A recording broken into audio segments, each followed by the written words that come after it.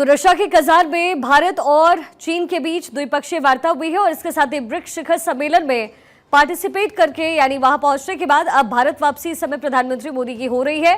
क्या कुछ अहम बातें रही है वो हम आपको बताएंगे, लेकिन उससे पहले ये रवानगी की तस्वीर प्रधानमंत्री मोदी की रशिया के कजान में उनकी मौजूदगी थी। ब्रिक्स शिखर सम्मेलन में शामिल होने के लिए रशिया के कजान प्रधानमंत्री पहुंचे थे और अब वहां पर कई मुद्दों पर अहम बातचीत हुई, पूरा समिट हुआ और उसके बाद प्रधानमंत्री मोदी की वापसी इस समय भारत के लिए हो रही है। भारत रवानगी की तस्वीर प्रधानमंत्री मोदी की रशिया के कजान से मिल रही है।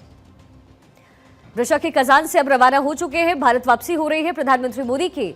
और ब्रिक्स शिखर सम्मेलन में कई अहम मुद्दों पर चर्चा हुई है, जिसमें बायलैटरल टॉक समेत जो व्यापारिक रिश्ते हैं उसको प्रगाढ़ बनाने की कोशिश इन वार्ता में हुई है। और सबसे इंपॉर्टेंट ये रहा कि शी जिनपिंग से भी बायलैटरल टॉक हुई है, जिसमें उन्होंने शांति बनाने की अपील भी की। प्रधानमंत्री मोदी और चाइना यानी शी जिनपिंग दोनों ही तरफ से इस पर चर्चाएं भी हुई है।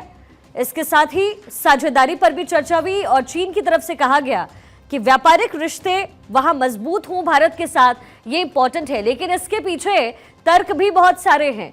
जिस तरीके से बॉर्डर पर एलएसी पर डिसएंगेजमेंट की खबर आई, उसके बाद चर्चा यही थी कि आखिर चाइना ऐसा कर क्यों रहा है, इसके पीछे क्या कुछ खास है और खास शायद व्यापारिक संबंध है जिसको मजबूत करने की कोशिश इस समय भारत के साथ चाइना कर रहा है।